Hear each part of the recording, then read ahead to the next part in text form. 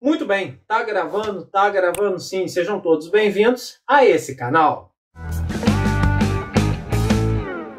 Hoje eu vim aqui de novo frente a frente com vocês para mostrar que até mesmo você que não prestava muita atenção nas aulas de matemática da escola, até mesmo você vai conseguir tirar uma nota muito agradável no Enem. Como? Muito simples, vou dar 5 dicas para vocês de estudos para poder correr atrás do prejuízo. Então, já aproveita, já se inscreve aqui no canal, ativa as notificações para que possam receber sempre que eu lançar um conteúdo novo e vamos para as 5 dicas. Dica número 1. Por um acaso, vocês já ouviram falar em razão e proporção? Então, ela é o centro de toda a nossa prova do Enem e como de muitos vestibulares e concursos públicos também. Em média, entre 2009 e 2019, foram 186 questões desse conteúdo, que é importantíssimo para o desenvolvimento da regra de 3, seja ela a simples ou a composta.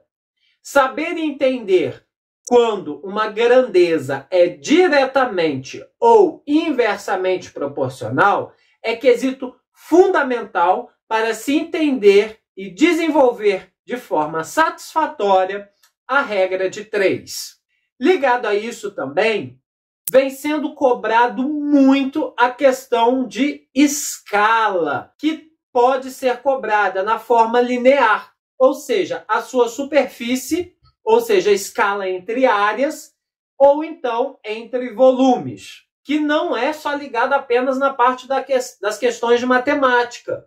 Negativo. Ela também pode ser cobrada muito em geografia, através de escalas de mapas, e também em física, muito utilizado na conversão entre escalas de medida, né? Vocês lembram aquelas conversões de unidades de medida? Então, é fundamental vocês dominarem de forma definitiva essas conversões. E para encerrar esse pacotão, número 1, nós temos também, por último, mas não menos importante, porque é cobrada em toda a prova, a porcentagem. E o mais importante para ela é a gente conseguir interpretar o que o problema está nos pedindo. Você deve ficar sempre se perguntando X% de quanto? Para conseguir desenvolver. E mesmo esse assunto não sendo cobrado sempre de uma forma direta, por exemplo, 20% de 40 vai dar. Aí lá as alternativas.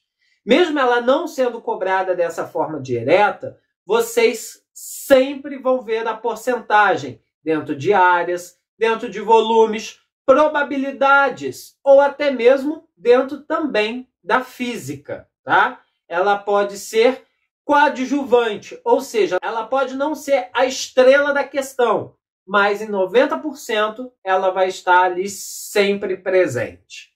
Muito bem? Anotaram a primeira? Vamos então para a segunda. Um outro pilar importantíssimo são as temíveis funções. Foram cerca de 96 questões sobre função entre 2009 e 2019. Mas quais são as mais cobradas? Né? Muito bem, as que são mais cobradas são as funções afim, quadrática e trigonométrica. Mas a trigonométrica é menos. O que mais aparece para a gente é a afim e a quadrática. Mas fiquem tranquilos, vou dar também uma dica que vale ouro para vocês. Qual que é essa dica? Não me saiam de casa sem saber a lei de formação dessas funções, da função afim e da função quadrática. Não saiam de casa sem saber essa lei de formação, bem como a característica de cada gráfico, como é o desenho, né, do gráfico de uma função afim e de como é o desenho de um gráfico de uma função quadrática. E os principais pontos, né, daquele gráfico, as principais informações. Vocês não podem sair de casa sem saber esses 2 pontos importantíssimos. Vale a pena vocês elaborarem um resumo para que vocês coloquem em ordem todas essas informações, a lei de formação e o seu respectivo gráfico, e os principais pontos dele. Para quê? Para vocês organizarem as ideias de vocês e também, antes da avaliação, dar uma olhada naquela folha e ver que está na cabeça. Não é para tentar gravar na hora. Na hora você não grava nada, mas revisar seria uma boa alternativa. Aproveitando esse gancho de função afim e função quadrática, quem anda muito de mão dadas com eles são as equações do primeiro e do segundo grau, porque elas são fundamentais para vocês desenvolverem as funções. Então, cabe aí vocês revisarem, relembrarem e aprenderem de forma satisfatória as equações do primeiro e do segundo grau para poder desenvolver tranquilamente as funções. E essa foi a minha segunda dica. Quem nunca se perguntou qual a probabilidade de cair probabilidade no Enem? Fora piadinha sem graça, amados, é 100%. Probabilidade e sua grande amiga análise combinatória é outro pilar importante dessa avaliação. Foram, em média, 87 questões entre 2009 e 2019 desses assuntos. O maior problema da análise combinatória é que ela não é difícil. Ela é uma matéria até relativamente fácil. Porém, ela é dividida em vários tópicos. E com isso fica fácil de nós confundirmos todos esses tópicos, né? A minha dica para vocês é que vocês façam também um resumo para organizar toda essa bagunça, organizar toda essa confusão, para que vocês possam organizar as ideias e no dia da prova fazer uma revisão. Lembrando, dia de prova não é dia de aprender nada, apenas relembrar aquilo que já está aprendido e está na cabeça de vocês. Olha, gente, vou contar um segredinho para vocês, mas não espalha muito por aí, não. Guardem essas minhas palavras. A matemática é muito sem criatividade. Nada se cria, tudo se copia. Isso quer dizer o quê? Que na maioria das vezes as questões são sempre iguais. A única coisa que diferencia é a historinha, um número aqui, outro número ali, o nome dos personagens, né?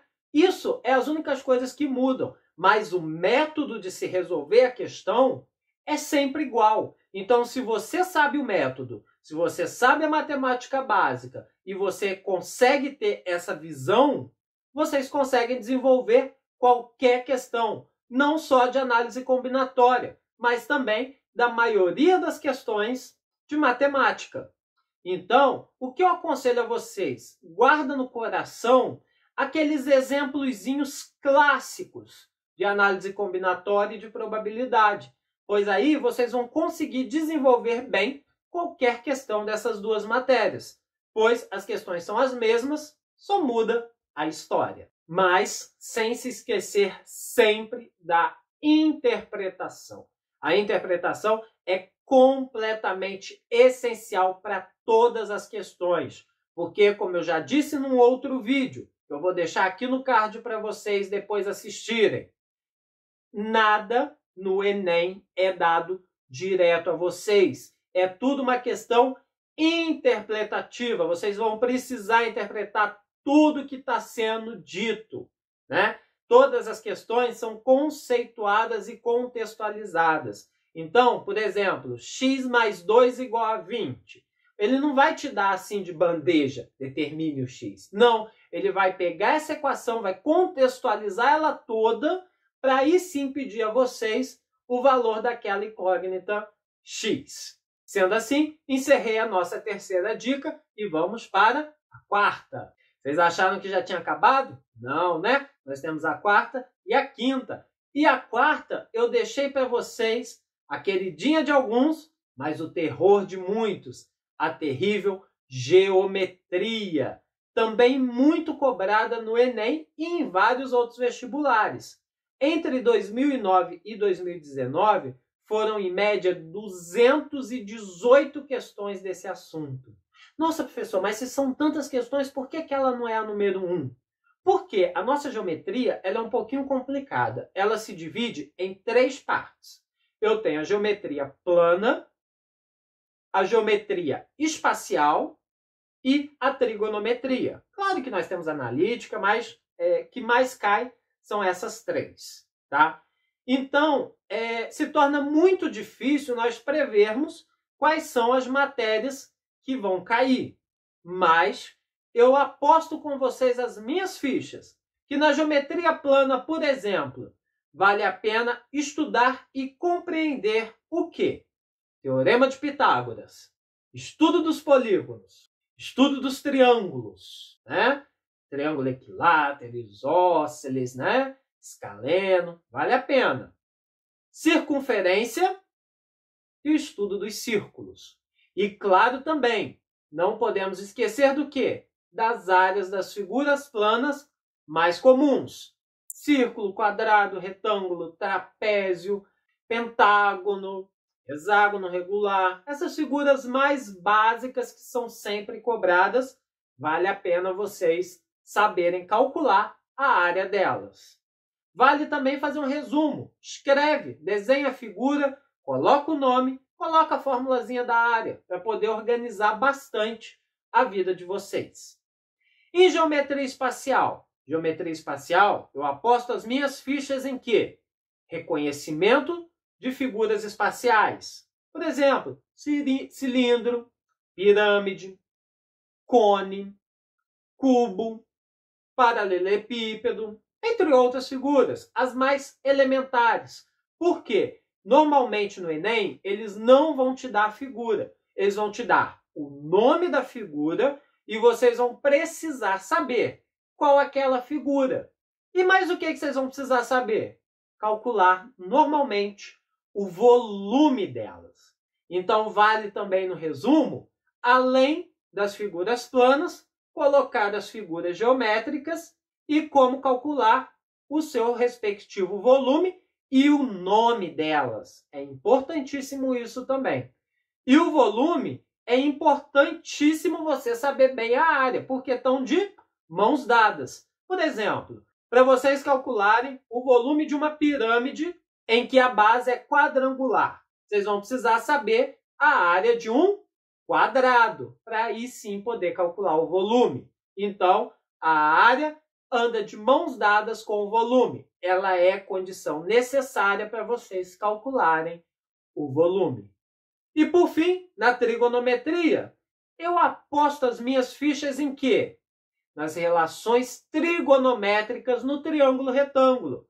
Sim, saber identificar se eu dou o ângulo, aonde está o seno, quem é cateto, hipotenusa, onde está o cosseno, onde está a tangente. Vale a pena vocês saberem muito bem isso e colocar também no rascunho de vocês.